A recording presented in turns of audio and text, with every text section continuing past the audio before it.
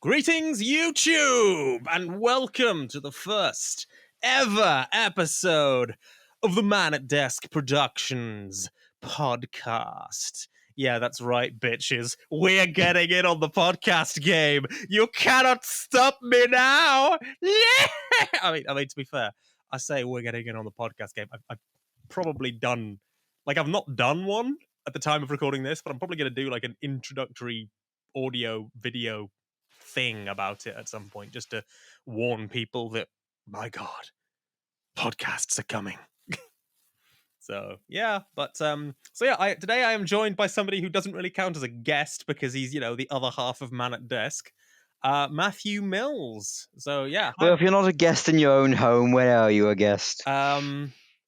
Buckingham Palace. Fair point. Yeah. So hi Matt, how are you? Hello, I'm here. I'm okay, surviving. Yeah, I think that's pretty much about all any of us can hope for. So to sort of talk a bit about like what the podcast is going to be, even though I've probably already done a thing about that. So repeating myself in the future, wibbly wobbly, timey wimey. So the podcast we're just basically going to, talk to people, find out things and stuff. I'm people. We're all people, Matthew. I'm people. Even cats are people. Oh, yes. But are people cats? That is a question for the ages. Yes. So like every episode is just going to be like, dragging some poor sod who's happened to work on Man at Desk stuff onto the podcast and getting them to talk about their involvement and stuff. And obvs Matt is like the biggest involvement in the whole sodding thing because he's been doing it the longest. Am I right, lads? I was there the day when man's intelligence was tested. Yeah, I was there, Gandalf. I was there when Matthew Mills mangled my quote. I was there 3,000 years ago. Oh, God. Wait, does that mean Lord of the Rings is post-apocalyptic? Kind of, maybe. It's been a while. I need to rewatch those extended. Maybe I'll watch them in the Hobbit marathon. I need to watch those extended. To be fair, I've been thinking of splurging on the extended editions on Amazon Prime, so I've got them digitally. And then I heard about the stuff where Amazon can actually remove your digital stuff even after you've paid for it. And I was like, fuck you, Amazon. Fuck you. Yes. No, I've got it just on physical. And they look like books, so it's cool. Yeah, it's good. So, Matt. For people who are watching this and have been living under something resembling a rock for the last, 8 years? 9 years? Well, it's affordable now. I mean, to be fair, living under a rock's probably the only thing that's affordable, especially if you live in London. But yeah, so for those of you who have been living under a rock, Matt, tell us who the fuck you are. Who am I? That is an important question. When approaching that question, we must think of many others. Why are we here? That also follows. Yeah, why are we here? I am me. I am the bloke who saved Longborough Brothers' 50th anniversary. Oh God, yeah. So I am. For a while, I was the first Doctor on Man at Desk publicly. I think there was a few unlisted ones, and then we got Jedin. We finally got his Doctor to come in and be a badass. It took me a while because I got to write that one. So jumping ahead, I edit. It was a while before I could edit again because my PC decided to hate me. And then my Macs have been lovely boys to me. My Macs haven't gone down on me in a year. Like,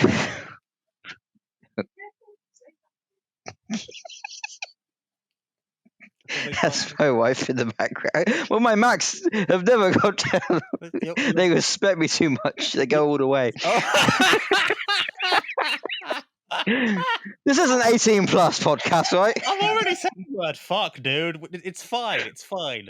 Children can learn the word fuck. It's educational. I mean, to be fair, I have a potty mouth, so it's kind of bad. But yeah, so yeah. So you are the Mth Doctor. That's MTH for anyone who can't tell the difference between Nth. Purely because my name begins with M and I'm an offshoot of him. Yeah, no. So it's interesting that you talk about Lungbarrow Brothers because I'm probably going to have Anthony on here at some point to talk about like fan Oh, films. you need to, yeah. Yeah, I absolutely need to. But yeah, so. But you know, to talk about Long Barrel Brothers then. So obviously, anyone who hasn't been living under a rock will know that I started in fan films with the Long Barrel Brothers series, Mm. which was on the Long Barrel Brothers channel. I know you're shocked too. I'm shocked. You're Mm. shocked. Everybody's shocked. What the fuck?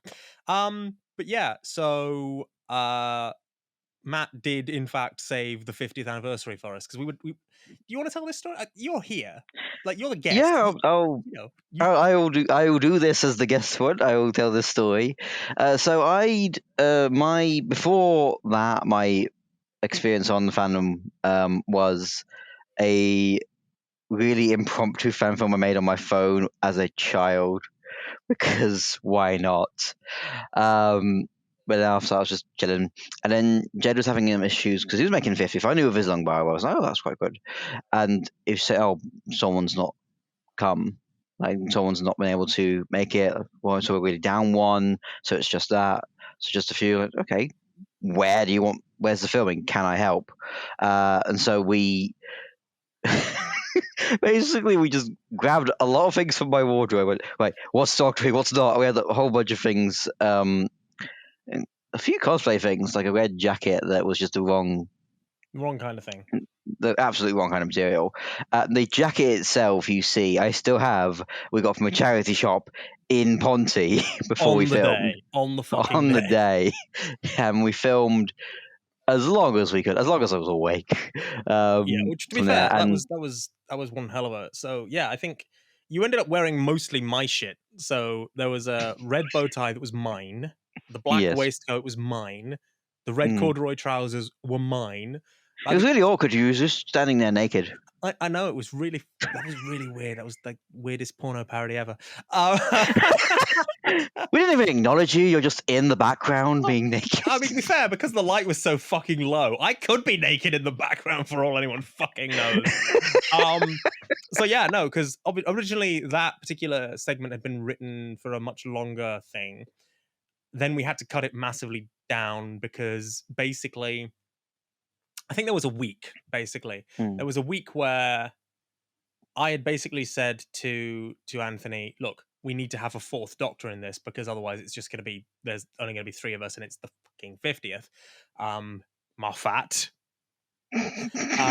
So, you know, we... and I say that, I like the Day of the Doctor. But yeah. Just undue shade to him, the man.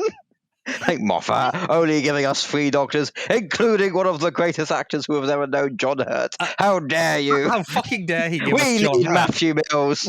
We need him in this. Oh God, no. But yeah, so obviously, I had to impromptu write up a. I was like, so some of that script was originally written by somebody else. The our friend at the time, Callum Macmillan, wrote that, and you know, He wrote a shell of it. Like I've seen the original version where it is very sketch comedy version of Doctor Who. I suppose, but you know, to be fair to him, that's basically what I kind of asked him to write. So it's as much mea culpa.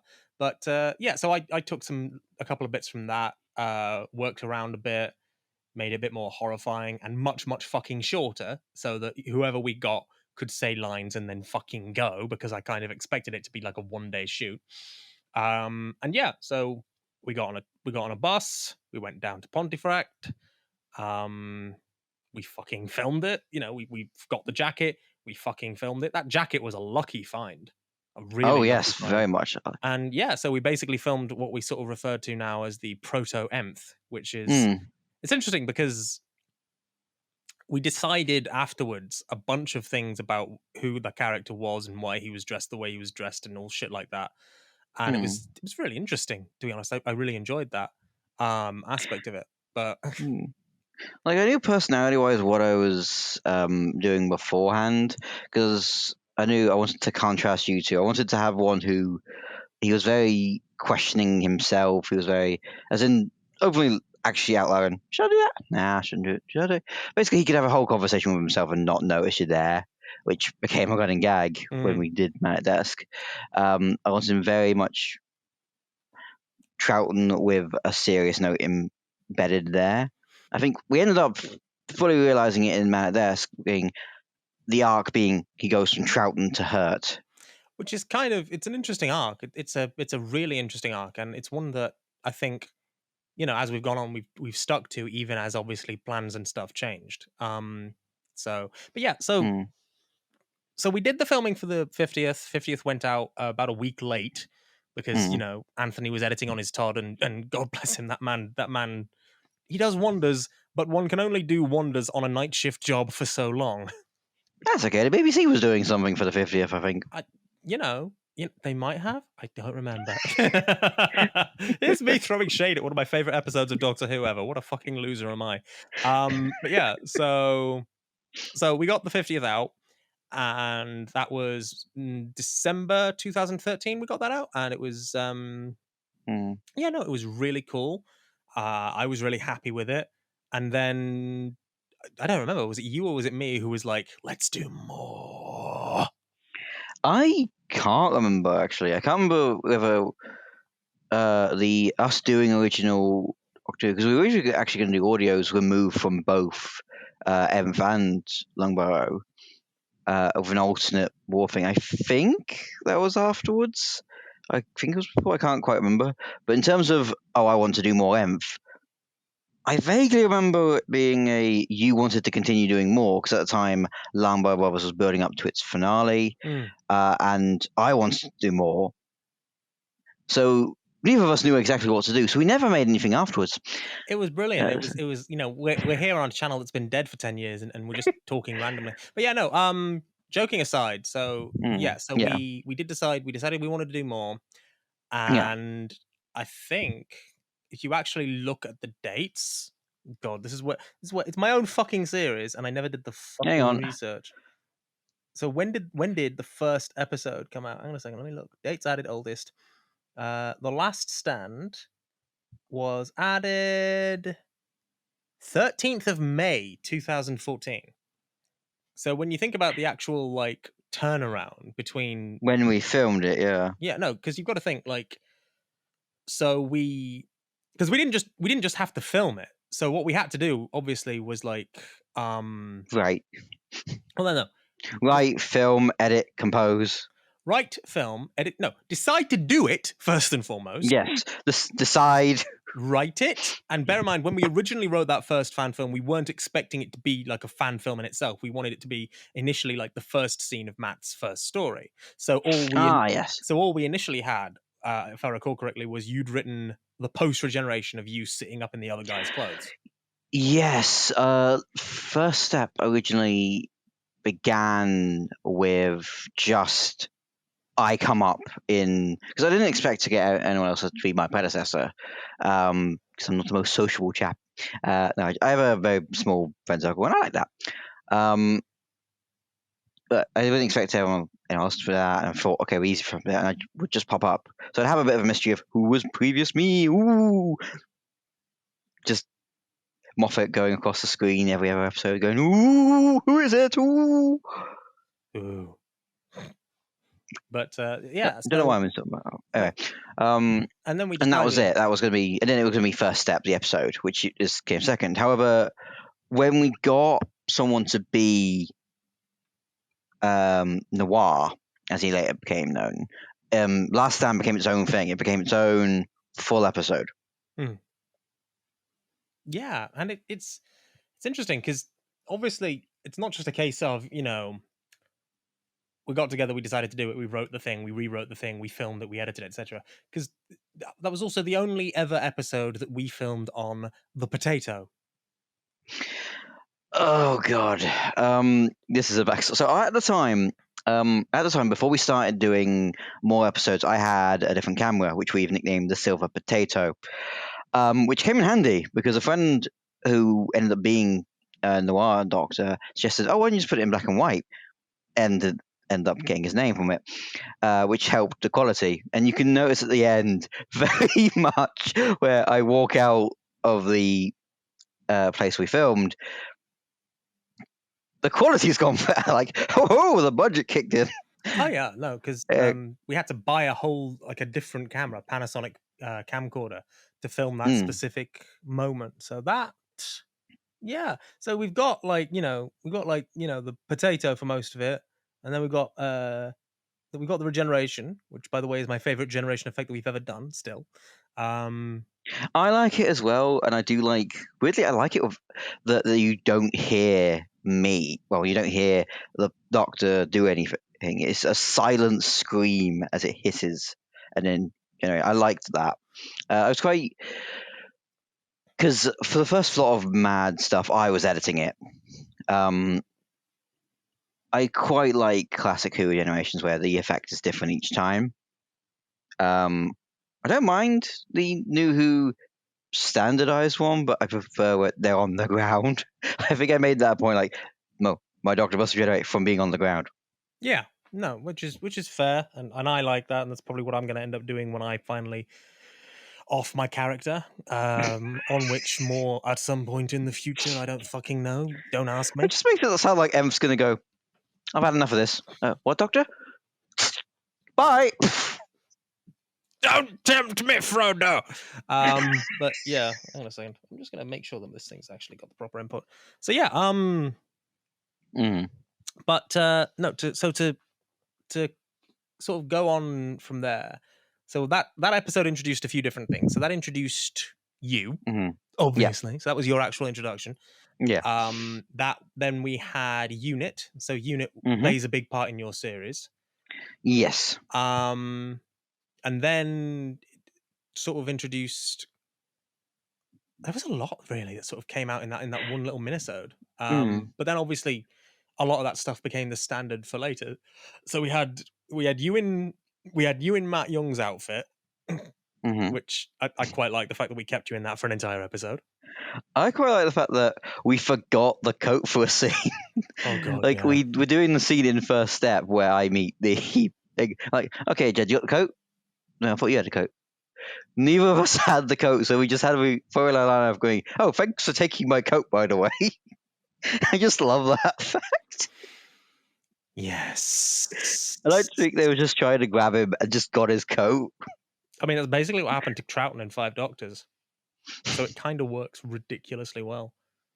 That's true. And then there's just you talking to Terry as the Brigadier, which was, that was fun. We liked that. Oh no, I think Brig and Brigadier Alexander Johnson Smythe, I quite like their back and forth because he's done. Like, I think if I toy around every once in a while with novelizing, prosifying, whatever you want to call it, making a written version of those episodes and expanding on Noir Doc had met Brigadier before and did like one job, like, this is my one favor.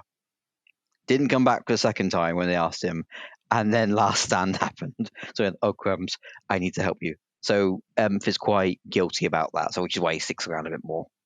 Which is, part of the arc. Everybody loves the arc, right? So yeah, yes. we did. Yeah, so we did the first series, which is Last Stand, First Step, Hollow Heart. I think we ended with. I think we cut it off at Run. Yeah, no, we cut it off at Run because that was like a nice short run of episodes, which was nice. Short run of episodes. God damn it! But yeah, no, what I love about Run, in all seriousness, like so the first one where you wrote that, because I wrote Last Stand, First Step, Hollow Hearts. Run is the first one where we go, okay, now let's give this Troutney Doctor something a bit darker to do. We introduce. Did we ever nickname your master? No, because it's weird. Because it's me playing the master, but it's not. So obviously, I've got the doppelganger master who keeps showing up on TikTok, sans his shirt, and but it's not him. That's not the same master at all. So it's like the watching master, the something. It's master? The Dr. Claw master. You don't see his head. He's just there. I'll get you next time, Gadget. But yeah, so. But yeah, I love how that came out. Just the fact that I've modified your weapon to kill it. Yeah, and how sad he sounds that he did that, and it doesn't shock him. Yeah, no, and it's quite a shocking note to end that first run on. Mm. and then and it was interesting because that was an episode that that I wrote in a day, Mhm. like a handful of a couple of hours it took me to write that script, which you can tell because it's mostly running, and then we filmed it in like an afternoon, and then it was reasonably short to sort of edit together as well. So So you wrote, sorry, a memory has come back. We filmed it on a rainy afternoon. It stopped raining. I dried off. So you went, no, we have to wet your hair. yes, yes, I did say that. You must be wet, Matthew. Yeah, Let it be known that Jed always likes his actors to be wet. yeah. Cue me being fucking cancelled on Twitter. God. But yeah. So, but no.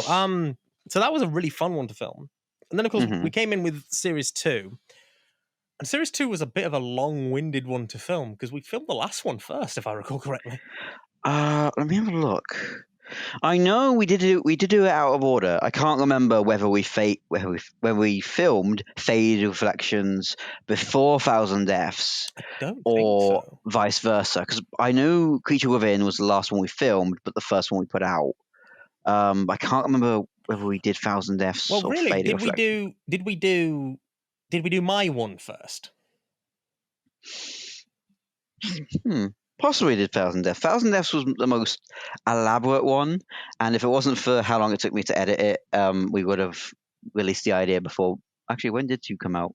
Hang on, I now have to go check to see if you did the No, idea before Moffat. we no, because we put the date in. We put the date in when we filmed it, give or take. We said it was like 2015.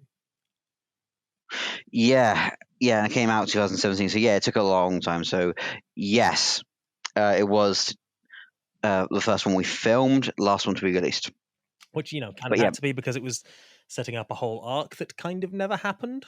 Obviously, you sort of phased yourself out and I phased in a bit. Sort of started in series 2. So in series 2, there was 2 episodes of me, which is I don't fucking remember what my post regeneration story was called. Twisting Corridors. So there How was dare you forget my masterpiece, my magnum? No, I was worried about that one because that was the first Nth one I'd written. Nth being you, Jed Doctor Script. Sorry, Nth and Nth are going to sound the same throughout this entire podcast, so we should go with Jed Doc and Matt Doc. totally. It was the first Jed Doc I wrote it, and he mentioned to me at one point that he wanted a post regeneration script. Okay, sure, I'll do one that's quite after him, and I ended up bringing back an enemy I'd written for myself called the Husk. Yeah. Because I had the mask because I was just going to betray him. Yeah. Which came from me just going through a whole Silent Hill mode. Silent Hill. Yeah, I mean, to be fair, Silent Hill, fucking awesome. So why not? Yes, needs more. And I think PT had dropped not too long before. PT had dropped, and I think Markiplier did his play of it. So that's why we had the sort of looping corridors thing in Twisting Corridors. So yeah, that was fun. So we did that, and then we did Waiting. So Waiting Game is an interesting one because Waiting Game was originally not meant to be a Man at Desk episode. It was originally written for the big 55th? 55th. Yeah, it was written for the 55th. And yeah, so something about the second run, the light run, I want to call it, because for a lot more minisodes that I want to mention. Comparisons. I loved the background of Comparisons as well. Oh yeah, no, Comparisons was an interesting one because we'd filmed Comparisons. That footage was a lot older than some of the other footage, like even probably older than Thousand Deaths of the Doctor. Because I was down for Cold Hearted Observers, wasn't I? I was helping you guys with that. Yeah, so you came down to help film Cold Hearted Observers. So you were sort of there helping operate the camera and stuff while we were shouting up at the observers. That was a fun day. But more on that Comparisons was meant to be like as Jed mentioned before, we have a scrapped the crossover with Jed Doc and Matt Doc was supposed to be a lot bigger. Yeah. But through a lot of things he was not like me, I should say. Okay, all legal. I didn't murder anyone. I think what it fundamentally came down to was fan film making is fucking hard, and it's doubly fucking hard when the PC that you're editing it on starts to fucking die. So yeah, that was interesting. That was interesting, ladies and gentlemen, and distinguished others. But it was meant to be a lot bigger, and the comparison script, I can't remember, it was still called Comparisons, was also going meant to have a TARDIS set, weirdly, Yeah. with both of the companions talking about, I think I had it in TARDIS. Did I have a TARDIS, or were we just outside somewhere? It was either that or somebody's living room. I think we had I living can't rooms remember. at the time, so I think we could probably have gotten away with living rooms. It was also before my. It was written before my wife, before I knew her before, because that's. So was Thousand Deaths, I think.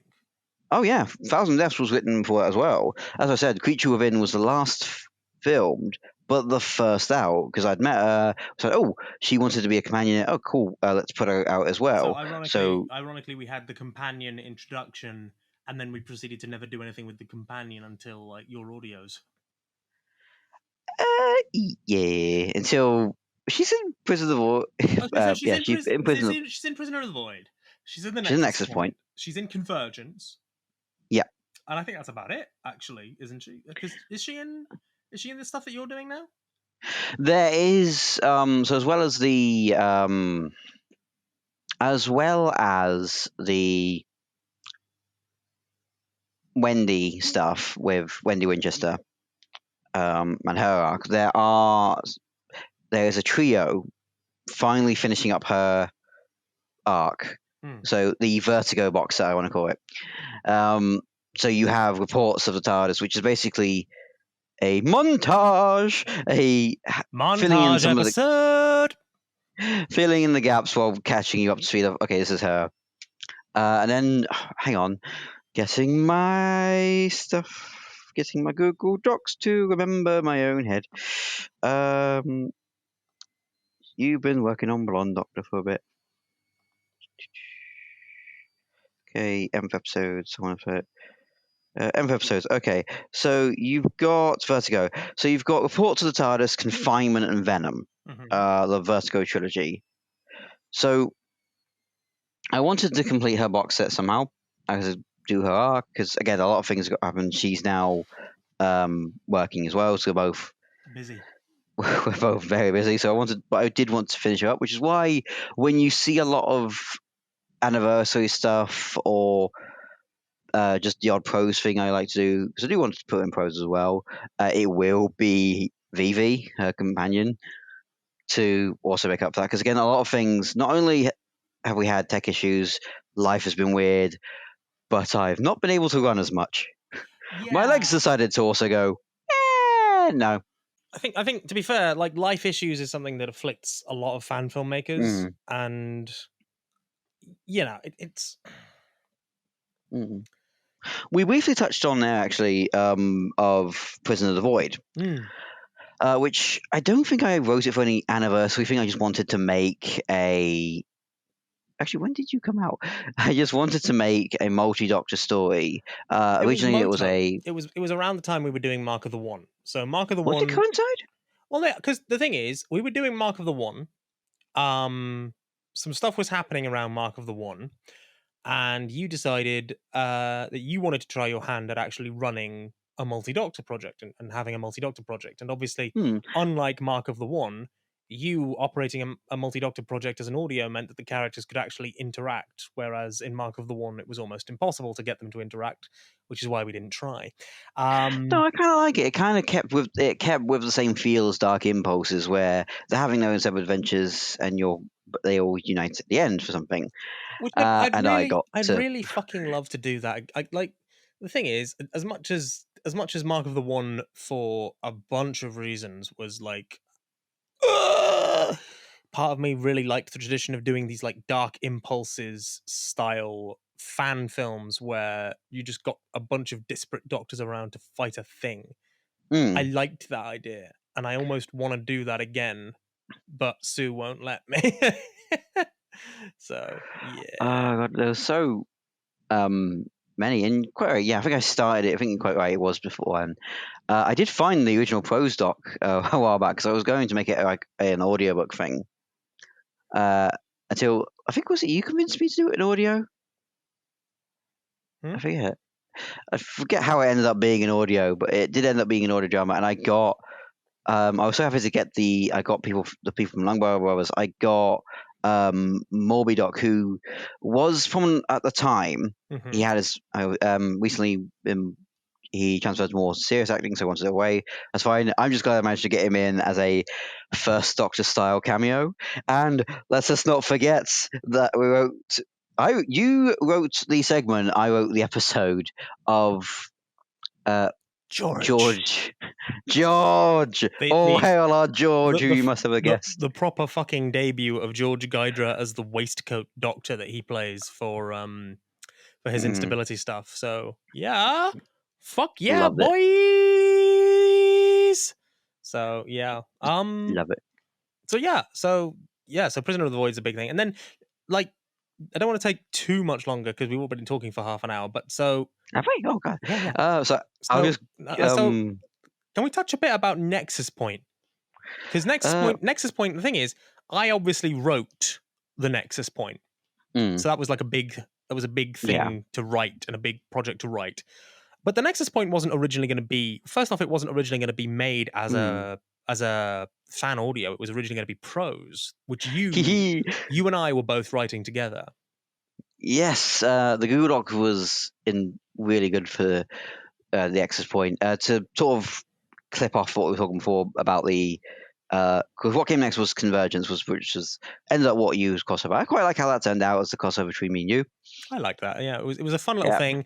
Kind of emphasized your character's arc a bit, which I thought was important to do. Yep. Emphasized arc a bit. I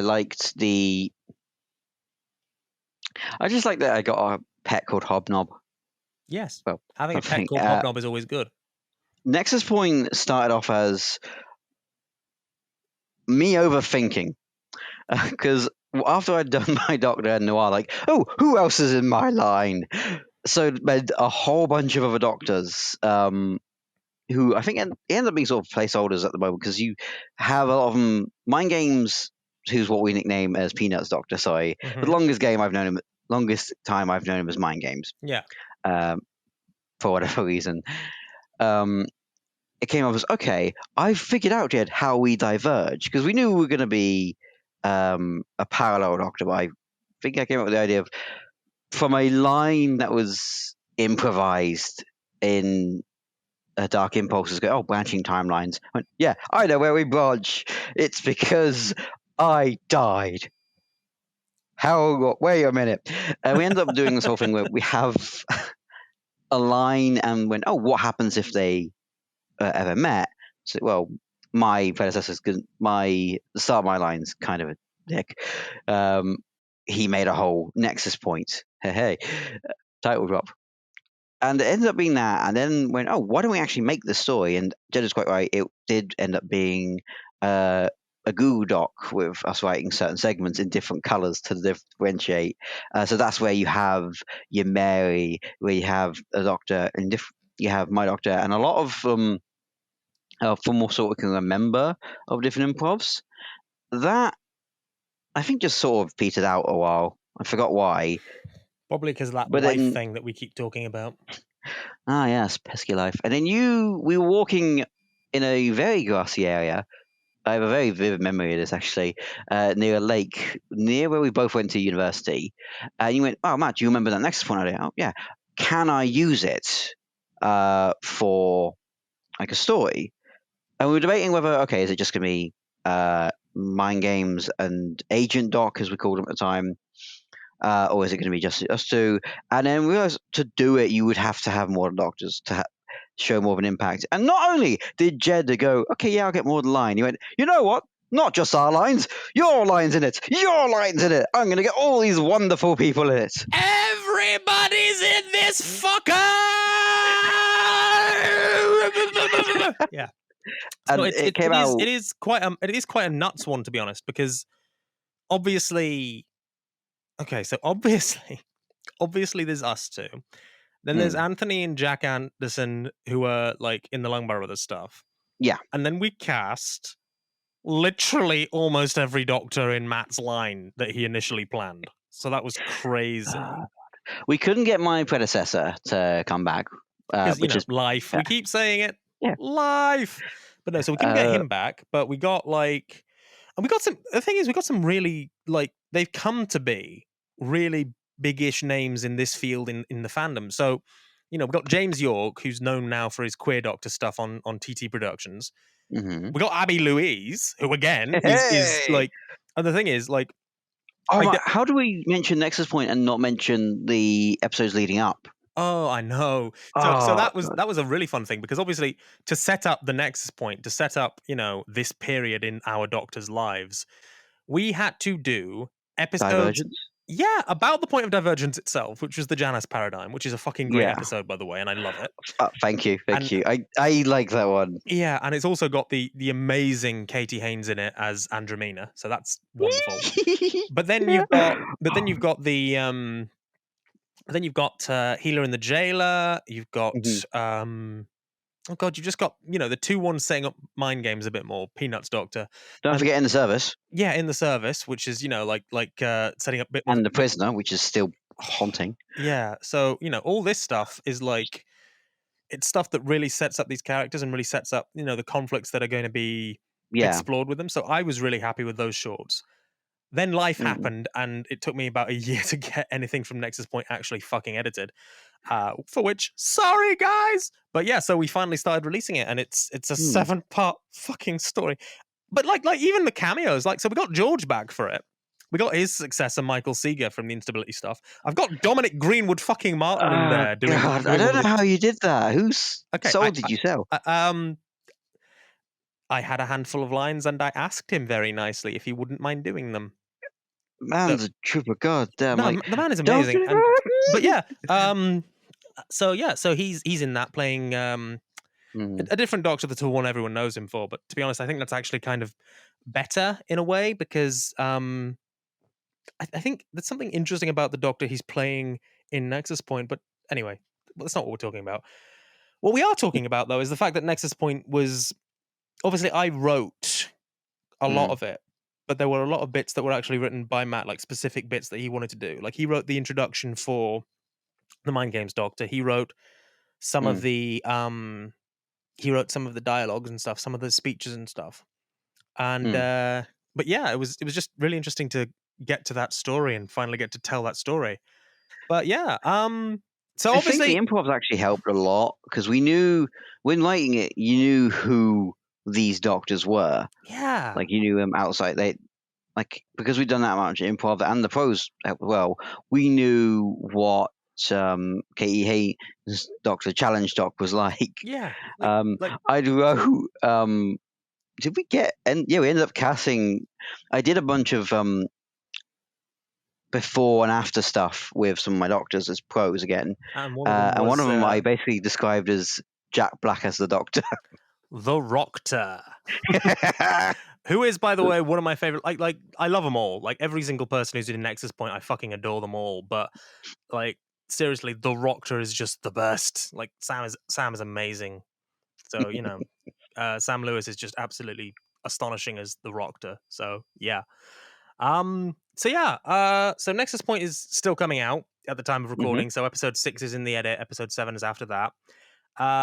So after Nexus Point, what sort of next for the Nth Doctor and yourself in fan making? Well, getting huge documents. So you're doing your own audios on your own channel.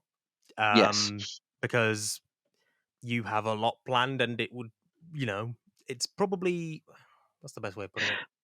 Well, it's either that or I break your back with stuff to edit.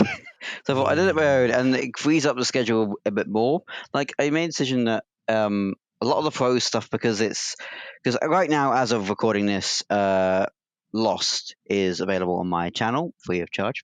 And it's a very different style, both thumbnail wise and a little bit production wise, to what's already on my desk. So it made more sense just to keep it on my own one. So that will be a monthly thing. Yeah. But you're also still doing stuff for Man at Desk as well. So of course, we're actually recording after this podcast is recorded. We are going straight into recording something with George Guidra. which is lots of fun. So, keep your eyes peeled for that, you plebeians. And then, we've also got we've got some stuff planned for the 60th. Hopefully going to get some more stuff done for the 60th. So, there's plenty more Nth Doctor to come. Yep. So be it Man at Desk channel or my own channel, you'll still find me poking about and hoping for the best. Oh, yeah, absolutely. And obviously the stuff that Matt's doing on his own channel is actually on the Man at Desk channel in a playlist. So we will send you, well, no. The playlist is linked down below in the description, he said to future editor / uploader Jed. And, so go fucking watch it, you bastards. But yeah, so it's been absolutely fucking wonderful talking to you about stuff, Matt. And it's been absolutely wonderful talking to you in general. And yes, it's been wonderful talking to you as well, dear listeners out there, of whom there might even be more than 3. So, well, it'll be you, me, Sue, my wife, your Sue. wife, my wife, my kids probably because they'll be eavesdropping. So yeah, but yeah, so thank you everybody so much for listening. Please do subscribe, follow all that bullshit, etc. Follow us on Twitter and on Facebook if you want to keep up with the very infrequent updates when I remember that our social media exists. And keep your eyes peeled for more stuff from the Man at Desk Productions channel. In the meantime, everybody, thank you and bye-bye. Good night.